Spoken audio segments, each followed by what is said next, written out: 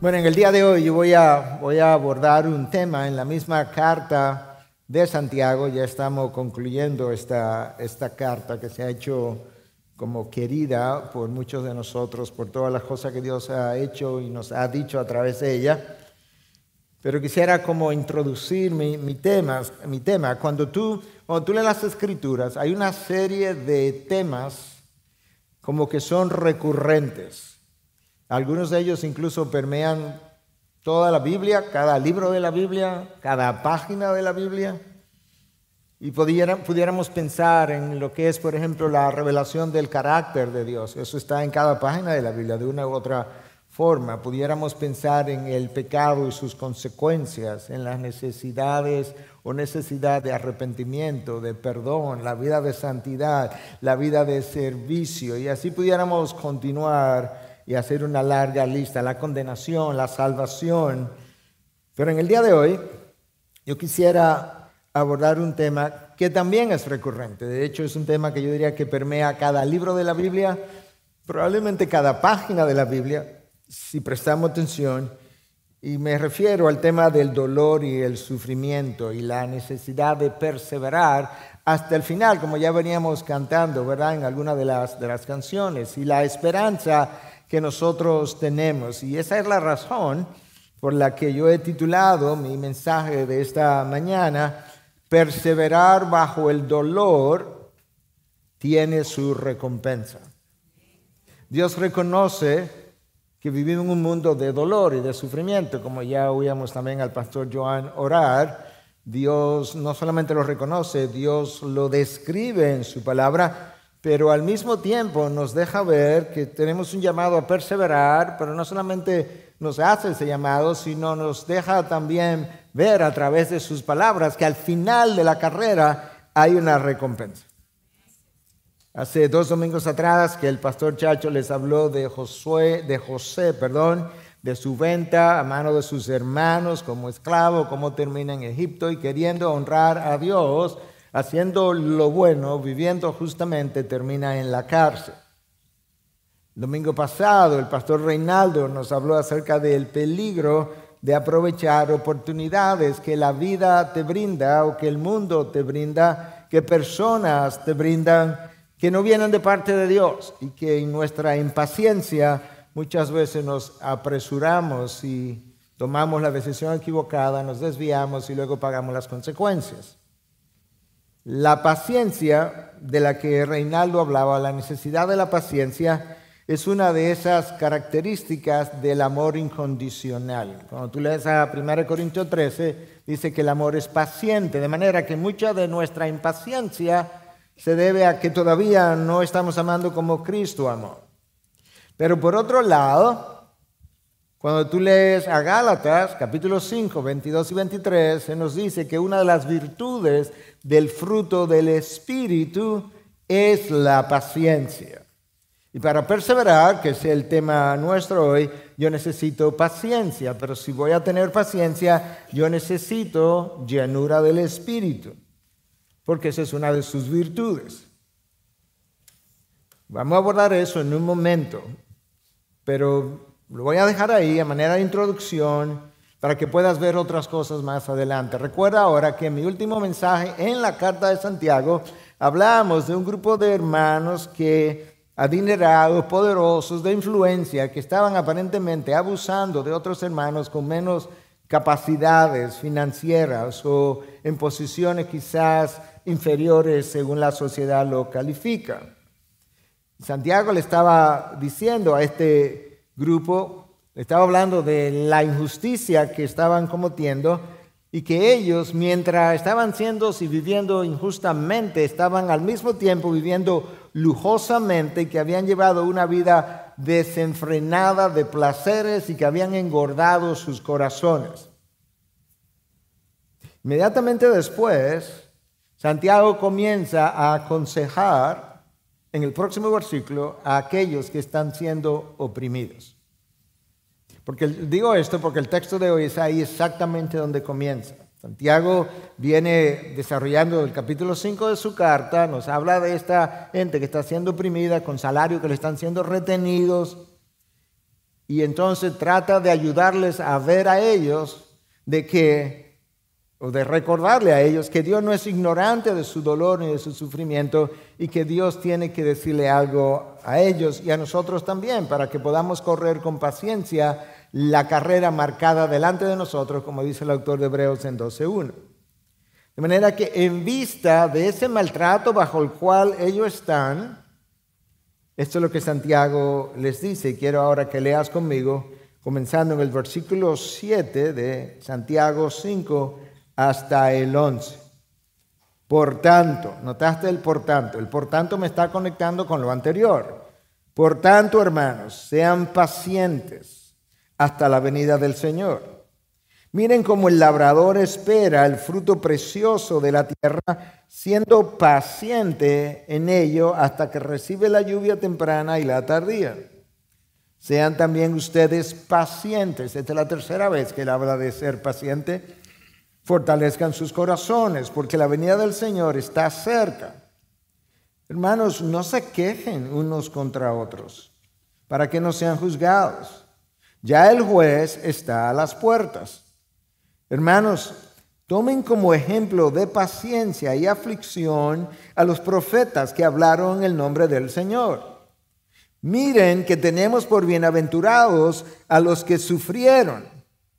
Han oído de la paciencia de Job y han visto el resultado del proceder del Señor, que el Señor es muy compasivo y misericordioso. Tú viste cómo él cierra ese texto llamando la atención sobre el carácter de Dios que está plasmado en todos los pasajes de la Biblia. El Señor es muy compasivo y misericordioso. Santiago tiene 3 recomendaciones para estos hermanos y tiene 3 ilustraciones en el pasaje que acabamos de ver. La primera recomendación está en el versículo 7. Sean pacientes hasta la venida del Señor. En vista de las aflicciones bajo las cuales ellos están, estos hermanos que no están siendo tratados de manera justa, Santiago les llama y nos llama a nosotros a ejercitar la paciencia.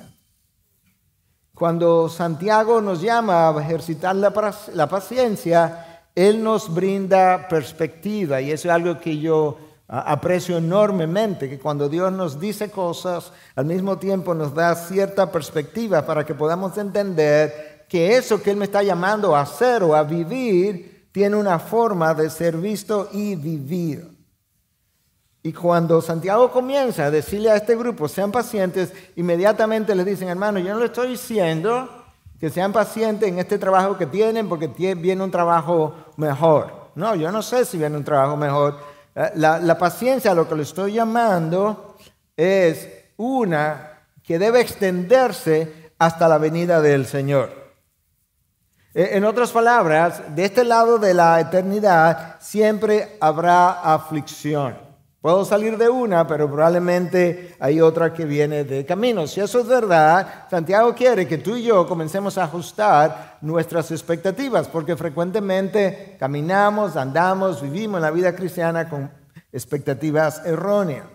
Recuerda, este es un mundo caído, injusto, insatisfactorio y peor todavía. No es solamente que el mundo es así, nosotros somos personas caídas, autocentradas, rebeldes y todavía más, en necesidad de ser afligidos para poder Dios cultivar en nosotros un carácter santo, humilde, sabio, manso.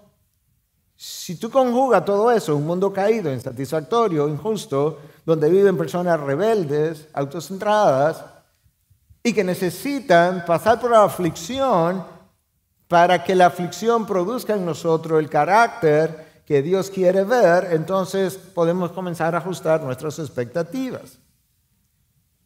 Ahora, cuando la palabra nos llama a ejercitar la paciencia, como yo decía, nos va a dar perspectiva. Santiago ya nos dio parte de esa perspectiva. Esto es hasta la venida del Señor, no hasta que tú salgas de esta dificultad o tormenta en la que estás. No, tú tienes que continuar ejercitando esa paciencia. Pero como la palabra interpreta la palabra, el salmista nos dice en 37:7, escucha cómo él entiende que yo debo esperar. Confía callado en el Señor y espera en Él con paciencia. Wow, en pocas palabras me dijo un montón de cosas. Tiene que esperar en el Señor, pero la manera de hacerlo es confiado en su soberanía, en su benevolencia. También la otra manera de hacerlo es callado, en silencio. Ahora veremos por qué. Y si va a esperar, no es con tu fuerza, es en Él.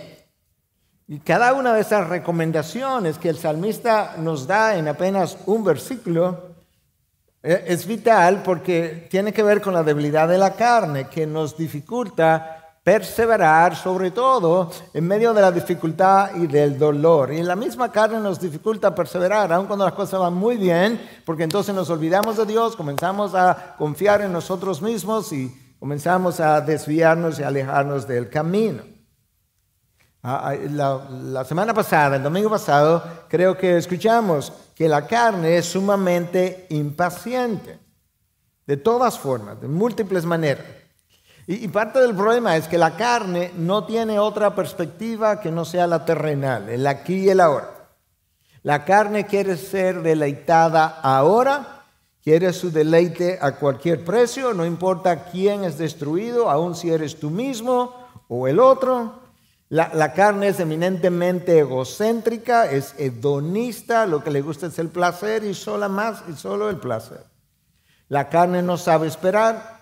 Cuando tú la deleitas hoy, quiere que la deleites mañana otra vez porque no se satisface. Esa es la carne.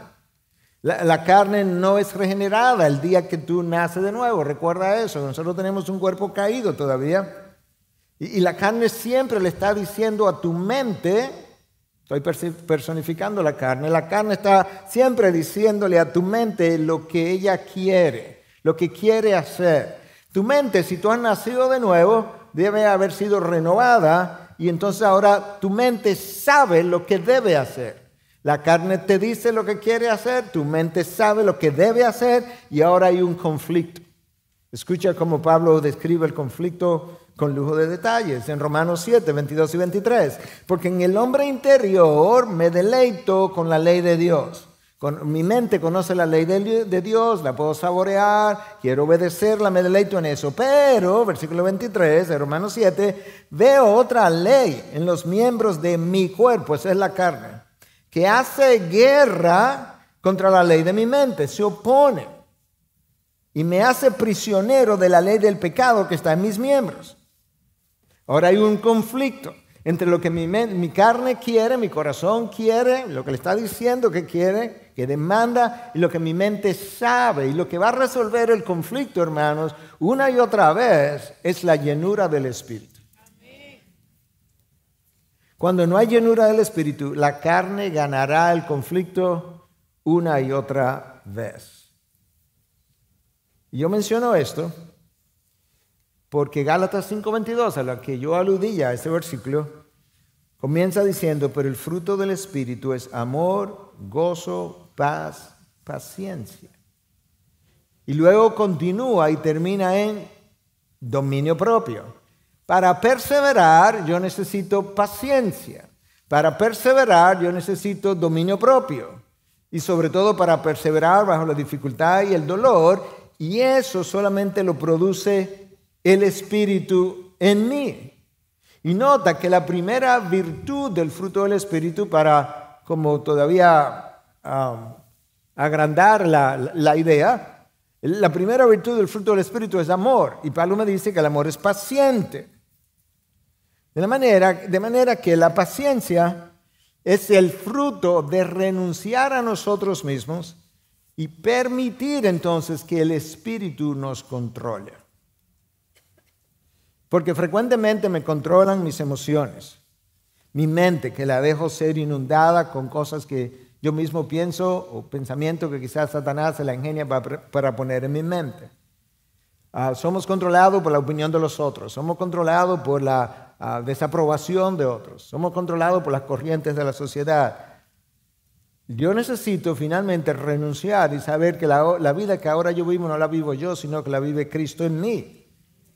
Y que el Espíritu controle mi vida. El control del Espíritu nos hace pacientes. De lo contrario, seremos controlados por las emociones y iremos de aquí para allá. Entonces, dado todo eso, Santiago nos dice, sean pacientes, y se lo está diciendo a un grupo de personas que están siendo tratadas injustamente, versículo 1 al 6. Y a ellos le dice, sean pacientes hasta la venida del Señor. Y recuerda lo que el salmista nos dijo, que debemos esperar en el Señor confiado y en silencio. Recuerda esas tres cosas. ¿Cómo es que debemos esperar? En el Señor, porque no lo puedo hacer de otra manera. Porque si necesito el fruto del Espíritu para perseverar, para ser paciente, tengo que hacerlo en el Señor. Fuera del Señor no tengo el Espíritu, y si no tengo el Espíritu no tengo su fruto. Número 2, yo tengo que esperar confiado. El salmista sabe algo que tú y yo debemos saber, porque lo hemos hablado aquí anteriormente, y es que el sufrimiento, la materia, como una materia de la universidad, la materia, la asignatura llamada sufrimiento es parte del currículum. Y hay sufrimiento 101, 102, 103, 104, hasta que entre en gloria. El salmista me está diciendo que espere confiado porque él sabe, y tú también, hermano, si tienes un tiempo en la vida cristiana, la aflicción la controla el Señor. La aflicción de Job no la controló Satanás. La produjo Satanás, la controló el Señor. De la misma manera que Dios controla el viento, la lluvia, las fuerzas del mal, controla el sufrimiento. Recuerda cuando el pastor Chacho hablaba de José, cómo él soportó la aflicción y al final, cuando sus hermanos vinieron y estaban todos amedrentados, él es quien los calma y le dice, tranquilo, que esto Dios lo quiso para bien, para salvar a toda una nación. La aflicción de José estaba bajo el control de Dios. No es obra del azar, hermanos. El azar, para pronunciarlo con Z, no tiene control de nuestras vidas. No sabe lo que yo necesito. No sabe cuándo hacer comenzar una aflicción y cuándo hacerla terminar. Son obra de las manos de Dios, por razones que tú y yo muchas veces no entendemos. Pero el salmista nos llama a confiar, y la confianza es ¿en qué? En el carácter de Dios, en su amor, gracia, benevolencia, soberanía. Hermanos, el mejor barómetro de una iglesia o de tu vida no es la teología que dice creer. No. Es la confianza con la que vive después de haber sido informado por la teología. Y de ahí la pregunta, creo que le conté esa historia del pastor rumano que vino a Estados Unidos y le preguntó al pastor Ken Hughes en una ocasión, este fue Richard Wurmbrand, yo creo que te lo dije recientemente, que si su iglesia era una iglesia que creía la Biblia o una iglesia que vivía la Biblia. Santiago nos está diciendo, vive lo que dices. El salmista nos llama a ser pacientes en silencio. Y la razón es que nuestro Dios es el Señor de la aflicción. Y el mejor ejemplo de cómo se espera con paciencia, bajo aflicción, en silencio, lo dio su Hijo, que vino, cerró su boca y como oveja que va al matadero, así pues, sin abrir dicha boca, entendiendo esto es providencia de mi Padre. Yo le dije hace un rato en el jardín que se haga tu voluntad y no la mía. Estos clavos son su voluntad. Si Dios es quien trae o permite la aflicción de nuestra vida, lo único que yo puedo hacer, o lo primero que debo hacer, es orar para reconocer el señorío de Dios sobre nuestras vidas y dar gracias a Él por su bondad. Hermanos, el Señor, Dios, es el Señor de los buenos tiempos y es el mismo Señor de los peores tiempos. Nada escapa a su control. Moisés entendió eso. Recuerda que cuando vinieron a quejarse contra él, Éxodo 16, él le dice en el versículo 8, sus murmuraciones no son contra nosotros. sino contra el Señor. Esta idea de salir al desierto vino de Dios. La idea de yo regresar del desierto para Egipto vino de Dios. Esta falta de agua es Dios que no nos ha dado agua todavía. La falta de lo que tú quieras, ¿verdad? En un momento dado, la necesidad que está experimentando, la mano de Dios lo está regulando. Entonces, si Dios orquesta, controla, dirige la aflicción, el salmista nos dice, es la razón para esperar en silencio. Mira a Cristo. Dios sabe lo que hace. Hermano, escúchame. Yo no sé cuál es tu dolor. Yo no lo estoy minimizando. Puede ser horrible. Se puede sentir como lo peor que tú puedes atravesar en tu vida. Yo no quiero minimizar eso. Lo que sí yo quiero decir es que el Señor es Él, o Dios, o Cristo, como quiero que lo quiero decir, está en control de ese dolor.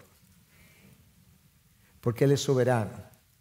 Y si Dios no está en control de tu dolor, Él no es soberano. Y si Él no es soberano, Él no es Dios. El llamado de esperar bajo la aflicción hasta su regreso, en último caso, es un llamado a la sumisión del Señor. A la sumisión a sus propósitos. Getsemaní. Con frecuencia mi mente se encuentra en Getsemaní, en el jardín del Edén, porque son momentos como que tienen tanta enseñanza. En Getsemaní el Señor Jesús, representándonos a nosotros, le dice a su Padre, es que yo no estoy aquí abajo para hacer mi voluntad, sino la tuya. O sea, que sea lo que sea, yo voy.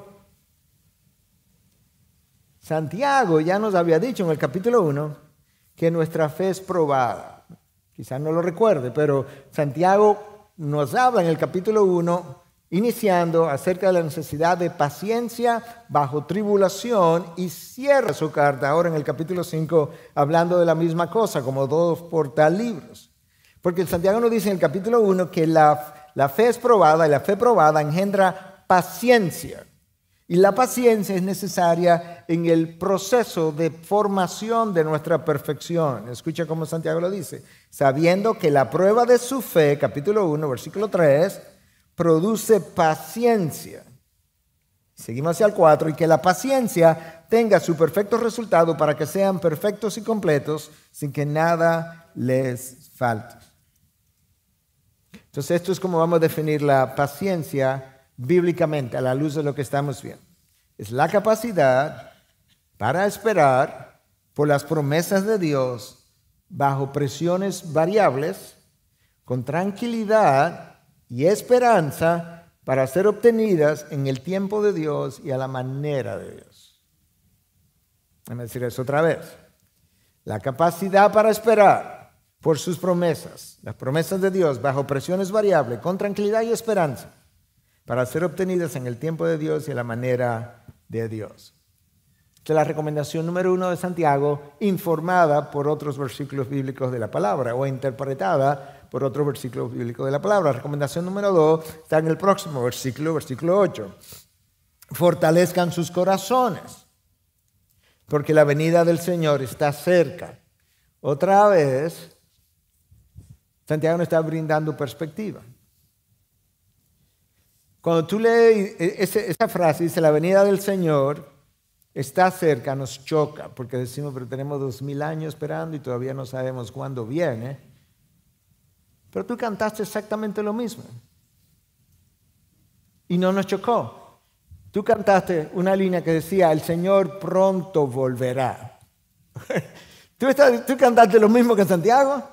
El Señor pronto volverá. Santiago dice, la venida del Señor está cerca. Recuerda que le es animado a que cuando cante le presten atención a los que cantan y traten de unir muchos de los versículos y demás con lo que estás cantando. Porque tan pronto yo canté esa línea que la había cantado en otra ocasión, me dije a mí mismo, ups, pero eso es lo que Santiago dice.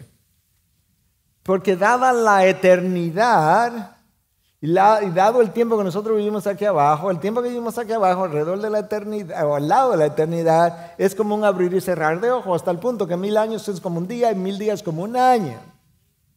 Entonces Santiago nos dice, fortalezcan sus corazones porque la venida del Señor está cerca. Ahora la pregunta es, ¿qué significa fortalecer mi corazón? Porque no es el músculo cardíaco a lo que Santiago se está refiriendo. Es una forma de decirnos, tú tienes que estar firme de diferentes maneras. Escucha cómo la palabra nos informa cómo podemos estar firmes. Escucha, 1 Corintios 15:58, estad firmes. Bueno, todavía no me dice cómo, pero sí me dice que debo hacerlo. 1 Corintios 16:13, estad alerta, permanecer firmes en la fe. Ahora sí algo más. La misma carta de Corintios, la primera carta en 16:13. Ahora sé que para estar firme necesito tener fe. Segunda de Corintios 1:24, porque en la fe permanecéis firmes. Otra vez Pablo me dice. Gálatas 5:1, por tanto permaneced firmes. Eso es lo mismo que fortalece tu corazón. Efesios 6:11, para que podáis estar firmes. Efesios 6:13, estad firmes. 6:14, estad pues firmes. Filipenses 4:1, estad firmes en el Señor. Ahora sé que para estar firme necesito estar en el Señor, vivir la vida en el Señor, y necesito fe para que estéis firmes, perfectos y completamente seguros en toda la voluntad de Dios. Colosenses 4:12. Ahora entiendo que la otra forma de estar firme o fortalecer mi corazón es desear, pedir y vivir en la voluntad de Dios. Fuera de la voluntad de Dios no tengo firmeza. Así que, hermanos, 2 Tesalonicenses 2:15, estad firmes y conservar las doctrinas. Si negocio las doctrinas, no voy a estar firme. Necesito conocer lo que Dios ha revelado, creerlo, confiarlo y vivirlo, y voy a estar firme. 1 de Pedro 5:9, pero resistidle, Satanás, firmes en la fe. De manera que cuando Santiago me dice que fortalezca mi corazón, no me está diciendo que espere pasivamente. No, yo necesito fortalecer mi corazón creyendo lo que Dios ha revelado, confiado en la voluntad de Dios, pedir la voluntad de Dios, desear la voluntad de Dios, vivir la voluntad de Dios. Y yo necesito fe en ese Dios. De hecho, todos los versículos que te leí, tú lo puedes resumir bajo 3 sombrillas. Podemos y debemos estar firmes en la fe. Podemos y debemos estar firmes en la voluntad de Dios, porque eso nos va a ayudar a esperar confiado. Y debemos esperar firmes en las doctrinas que hemos aprendido. Esa es la manera como la Biblia interpreta la Biblia. Fortalecer vuestros corazones, pero no sé qué eso significa. Bueno, el resto de la Biblia nos ayuda a entender. Esperar con la actitud correcta es vital, hermano. No solamente para tu estabilidad emocional, mental, no solamente para honrar a Dios, es vital porque la manera como esperas, bien o mal, es un buen o mal testimonio para los que todavía no han creído. Escucha a Pedro en su primera carta 2:12. Mantener entre los gentiles una conducta irreprochable. Vuelvo y les recuerdo, cuando tú lees los requisitos para ser pastor, que dice que el pastor debe ser, o el obispo, el anciano, irreprensible, irreprochable, eso no es para él solamente, eso es para todos nosotros. Mantener entre los gentiles una conducta irreprochable. ¿Cuál es el propósito de eso, Pedro? A fin de que en aquello que os calumnian como malhechores, ellos, por razón de vuestras buenas obras, al considerarlas, glorifiquen a Dios en el día de la visitación. Va a llegar un día en que Dios quizás quiera visitar a los gentiles y ellos se acordarán que conocieron a una persona que le dio un buen testimonio, que vivió bien, que confió en Dios, que permaneció firme, aún bajo el dolor y la aflicción, y eso le va a ministrar. Recomendación número 3 de Santiago. Hermanos, no se quejen unos contra otros para que no sean juzgados. Ya el juez está a las puertas. Uno pensaría que Santiago está diciendo, antes que ustedes se mueran, van a ver al juez. No, es que nosotros vivimos con una perspectiva eterna donde las cosas temporales es como que pueden pasar hoy, como en efecto. Cristo pudiera venir hoy, a la luz de lo que la Escritura revela. El juez pudiera estar a la puerta, de manera que yo tengo que vivir como si ese es el caso. En el camino, en el proceso, en la espera, bajo dolor, bajo aflicción, Santiago me dice como una de las peores cosas, una de las cosas que nosotros peor hacemos. Si no se quejen contra otros. Nosotros tenemos una tendencia cuando las cosas no van bien y es a dudar. Y el fruto de la duda, ¿tú sabes cuál es? La queja. Hermanos, ¿cuándo fue la última vez que tú te quejaste? ¿Como cuántos días tú tienes sin quejarte? ¿O cuántas horas? ¿O cuántos minutos? ¿Tú te das cuenta? Si mi corazón no está fortalecido, cuando yo comience a quejarme, yo voy a comenzar a dividirme o alejarme de Dios o de mis hermanos. Y no hay nada que debilite más mi corazón o mi caminar que la queja.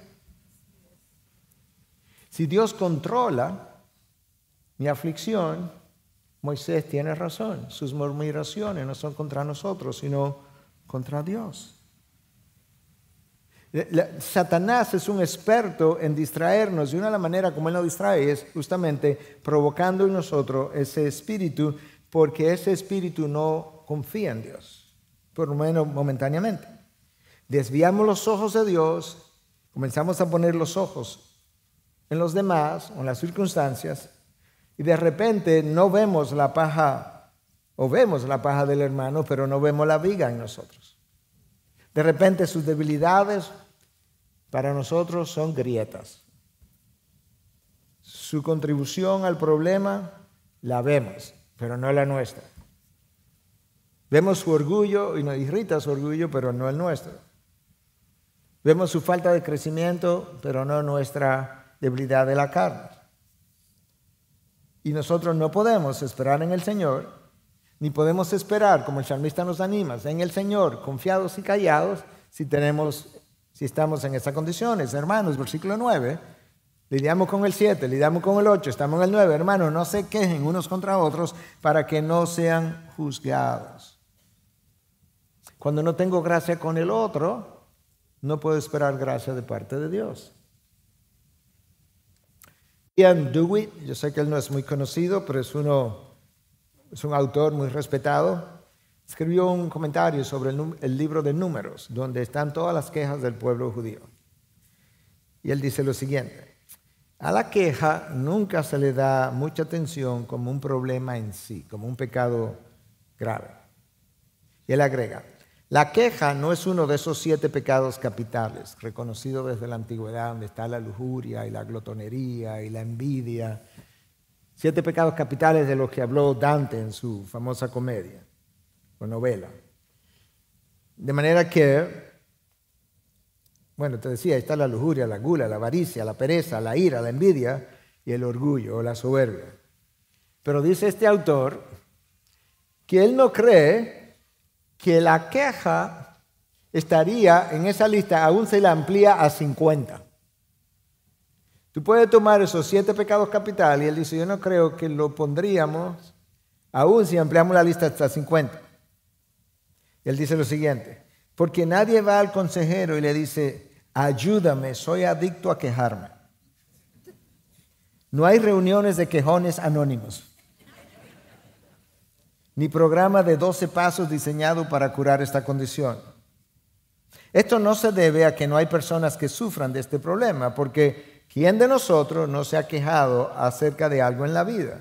O acerca de todo en la vida. Quizás asumimos que como la queja es tan frecuente, el quejarnos no puede ser tan grave. Él agrega, es virtualmente nuestro pasatiempo nacional.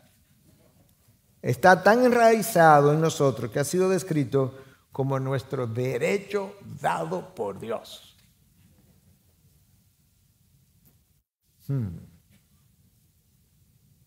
No sé si recuerdas a Filipenses 1:29, a nosotros se nos ha concedido no solamente creer en Él, sino también sufrir por Él.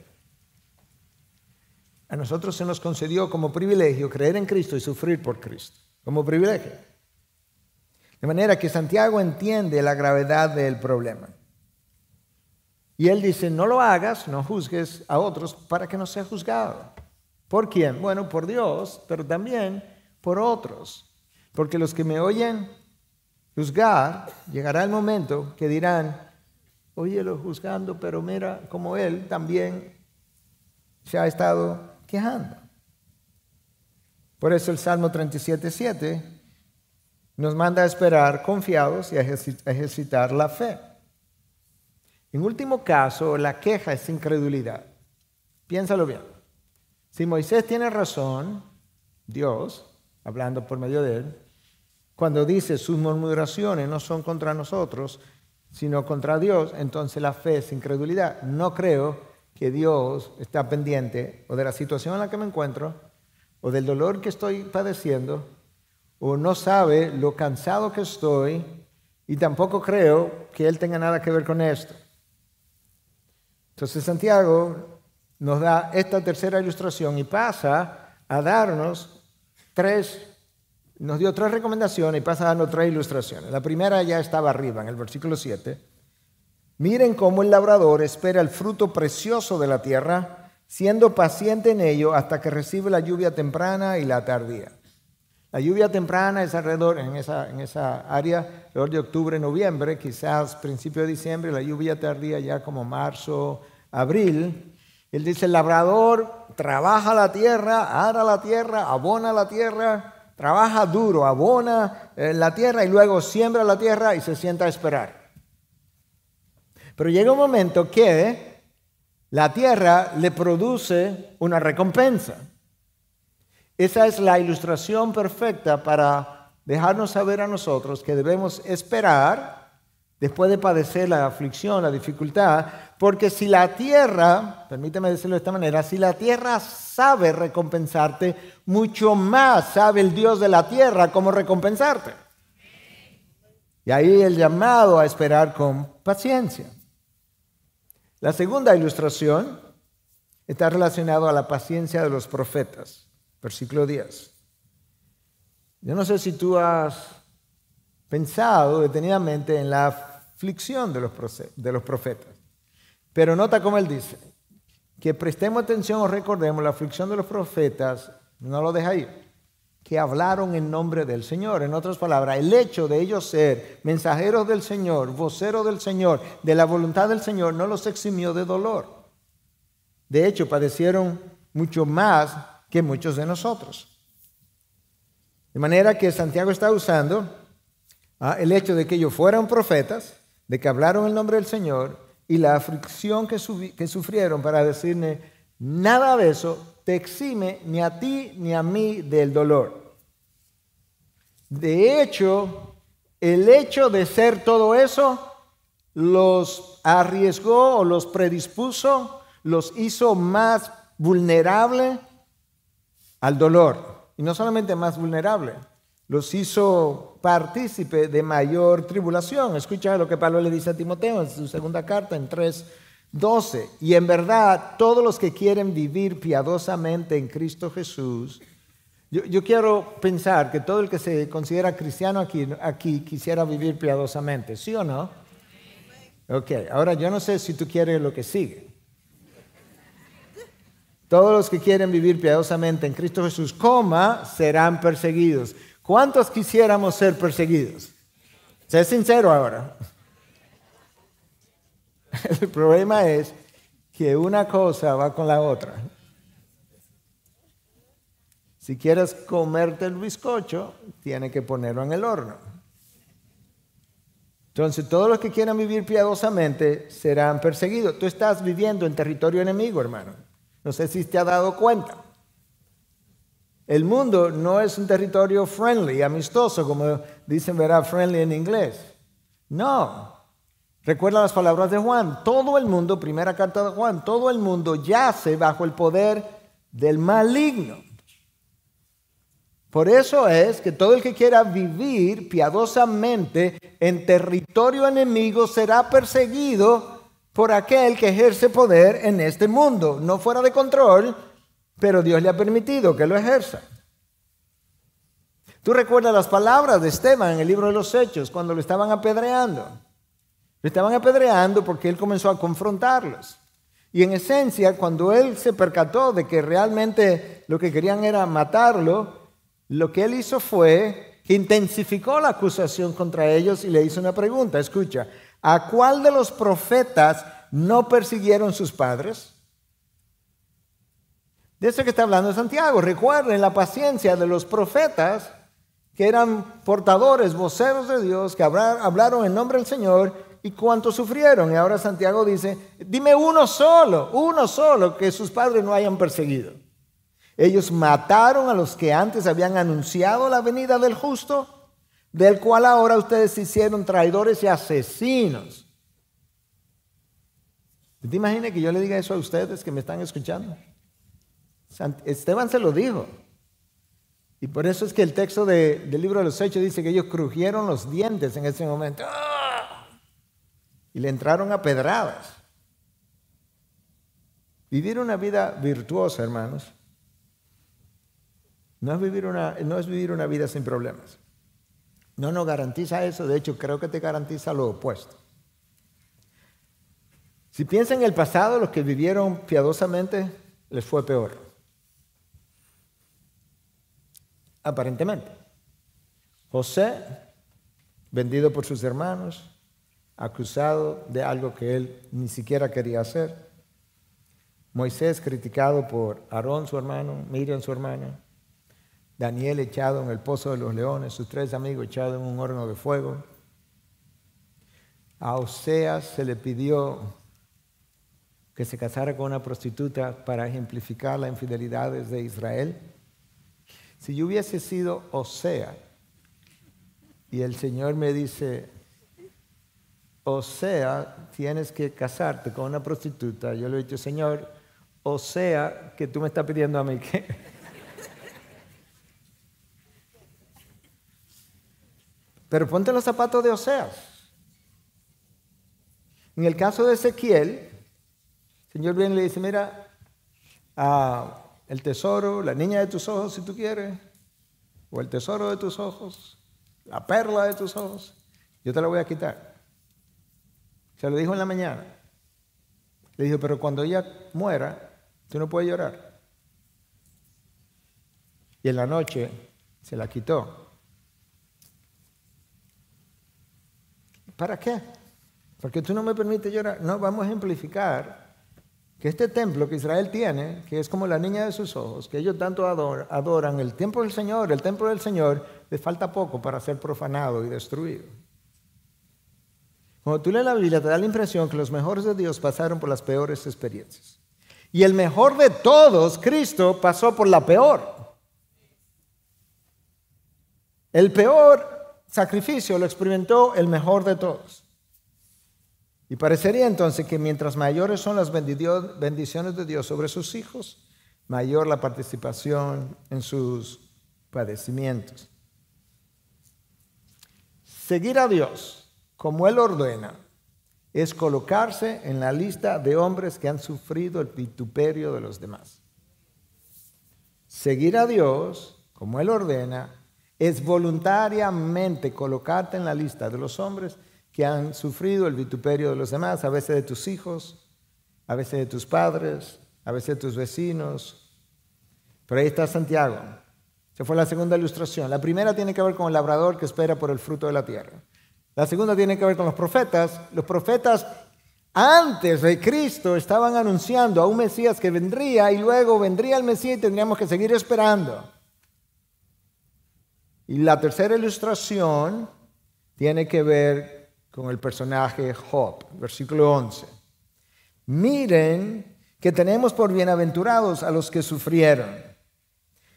Déjame leerlo de otra manera. Miren que tenemos por bendecidos a los que sufrieron. Y aquí viene Job. Han oído de la paciencia de Job y han visto el resultado del proceder del Señor, que el Señor es muy compasivo y misericordioso. Oyeron de la paciencia, lo que le está diciendo, pero luego cuando Job esperó, viste cómo el Señor le devolvió todo y de forma acrecentada, porque el Señor es compasivo y misericordioso. Porque esperar bajo el dolor o perseverar bajo el dolor tiene su recompensa. Job perdió todos sus bienes en un solo día. El mismo día pierde sus 10 hijos. Perdió el apoyo de su esposa que lo incitó a maldecir a Dios. perdió a sus 3 amigos más cercanos que la primera semana y le dieron el mejor consejo.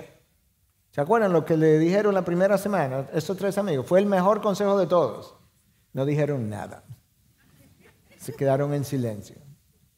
Eso fue el consejo más sabio que ellos pudieron haberle dado. De la segunda semana en adelante lo condenaron y le dijeron, tú tienes que haber hecho algún pecado y no le estás confesando. Tú eres un orgulloso. Oye, con amigo así tú no duras 3 minutos esperando. Bienaventurados, dice Cristo, serán cuando los insulten y persigan y digan todo género de mal contra ustedes falsamente por causa de mí. Regocíjense, en serio, Señor, y alégrense, porque la recompensa de ustedes en los cielos es grande, porque así persiguieron a los profetas que fueron antes de ustedes. Hermanos, si no te están persiguiendo, no te están condenando, no te están maldiciendo, quizás no estás siguiendo al Señor. Cuando los insulten y persigan falsamente, ni siquiera justamente, no, falsamente, regocíjense. Y tengan por seguro, lo que ustedes, algo que lo puede mantener en la perseverando, es que la recompensa de ustedes en los cielos será grande. Job no entendió el porqué de lo que le estaba pasando. Y muchos de nosotros tampoco entendemos el porqué nos pasa lo que nos pasa.